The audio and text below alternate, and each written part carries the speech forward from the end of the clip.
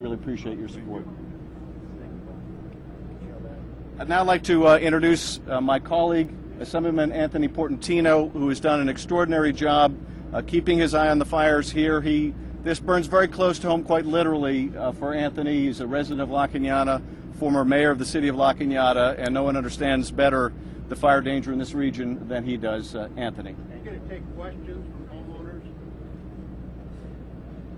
I believe there is a Q&A period afterwards. Thank you, Congressman Schiff, Congressman Dreyer, and I want to join with the sentiments of deep appreciation to the governor for declaring the emergency before he had to leave for his family situation, and certainly our condolences and respect go out to the governor, and thank you very much for keeping an eye on how important it is for public safety in this area and the devastating fire. As it's been said, I live 5 blocks below where the evacuation area has been undergone for the last couple nights, and I want to echo the sentiments. I have been personally impressed as a resident of La Cañada Flintridge of the dedication of the City Council that has been basically doing 24-hour shifts at City Hall, and I know the Altadena Town Council and the La Crescenta Town Council as well are watching this situation and monitoring the progress of the fire and the public safety of their residents. The takeaway I want to bring is listening to the incident commander Dietrich talk about the unprecedented nature of this fire,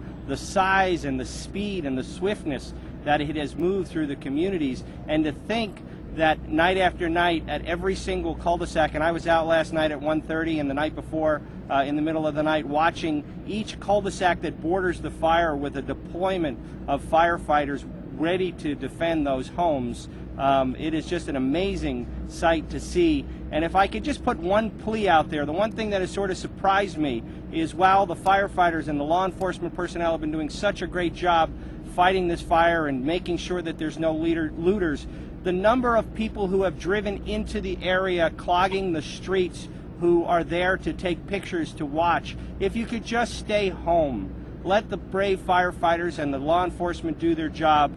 You don't have to drive to the points. You don't have to clog the streets. So if you could stay out of the area and let the people do their professional duty to keep the rest of us safe, I think that would be a public service. I also want to acknowledge my colleague Felipe Fuentes, whose assembly district we're in today, who's here in solidarity, and I know the fire is approaching your district as well, and so we wish the residents of Assemblymember Fuentes' district well, and just thank a sincere, heartfelt thank you to the firefighters and the professionals who are out there fighting to keep not only my community and my streets safe, but as we just heard, 12,000 residents that are threatened by this unprecedented fire. So thank you for doing what you're doing, and thank you for making this fire burn in the right direction. And if there's providence out there, the fact that the wind was pushing it away from the homes and it's pushing it to areas where there are no homes, we just thank a higher power for helping that.